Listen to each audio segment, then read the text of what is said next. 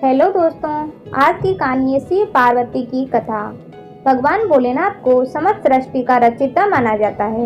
उनका नेत्र तो आदि है, ना ही अंत है। हिंदू धर्म में सोमवार के दिन का बेहद महत्व माना जाता है। सोमवार का दिन भगवान भोलेनाथ को समर्पित होता है। जो भी व्यक्ति सोमवार के दिन विधि विधान से शिव जी का पूजन और आराधना करता है, उसके जीवन के समस्त कष्ट दूर हो जाते हैं। इसके साथ ही जीवन में सुख और समृद्धि का वास हो जाता है। भगवान भोलेनाथ को बेहद जल्दी प्रसन्न होने वाला देवता भी माना जाता है। पौराणिक कथाओं के अनुसार भगवान शिव का विवाह पार्वती जी के साथ हुआ था। इस विवाह के दिन पार्वती जी को सैकड़ों वर्षों तक कठोर तपस्या भी करनी पड़ी थी। तपस्या का बाद एक वक्त ऐसा भी आया था जब पार्वती जी को भगवान शिव की परीक्षा का भी सामना करना पड़ा था। आइए पौराणिक कथा के माध्यम से जानते हैं कि शिवजी ने किस तरह ली परीक्षा। पौराणिक कथाओं के अनुसार माता पार्वती ने भगवान शिव को अपने पति के रूप में पाने के लिए सैकड़ों वर्षों तक कठोर तप किया था। उनकी तपस्या को देखकर देवताओं ने शिवजी से देवी पार्वती की मनोकामना पूरी करने की प्रार्थना की थी। इसके बाद भोलेनाथ ने सप्त ऋषियों को पार्वती जी की परीक्षा लेने के लिए भेजा।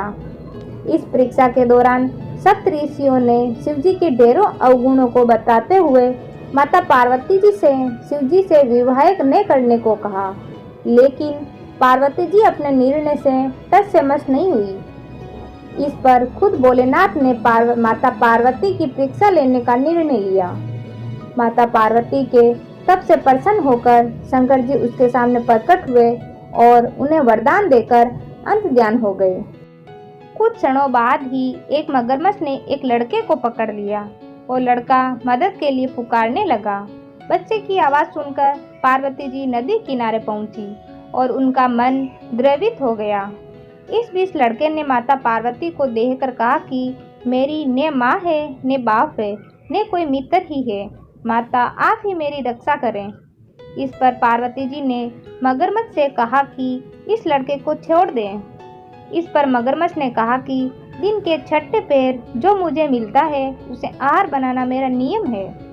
पार्वती जी के विनती करने पर मगरमच्छ ने लड़के को छोड़ने के बदले में पार्वती जी के तप से प्राप्त वरदान का पूर्ण फल मांग लिया। इस पर पार्वती जी तैयार हो गई। मगरमच्छ ने बालक को छोड़ दिया और तेजस्वी बन गया। अपने तप का फल दान करने के बाद पार्वती जी ने बालक को बचा लिया और एक बार फिर भोलेनाथ को प्रसन्न करने के लिए तप करने बैठ गई। इस पर भोलेनाथ दोबारा प्रकट हुए और पूछा कि तुम अब क्यों तप कर रही हो? मैंने तुम्हें पहले ही मन मांगा दान दे दिया है। इस पर पार्वती जी ने अपने तप का फल दान करने की बात कही। इस पर शिवजी प्रसन्न होकर बोले, मगरमच्छ और लड़के दोनों के रूप में मैं ही था।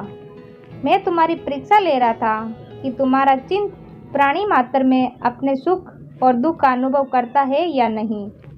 तुम्हारी परीक्षा लेने के लिए ही मैंने ये लीला रचाई थी। अनेकों रूप में दिखने वाला मैं ही एक सत्य हूँ। अनेकों शरीर में नजर आने वाला मैं ही निर्विकार हूँ। इस तरह पार्वती जी शिव की परीक्षा में उत्तीर्ण हुई और उनकी अर्धांगिनी बनी। दोस्तों, ये शिव और पार्वती की कहानी कैसी लगी कमेंट बॉक्स में लिखकर जरूर बताएं।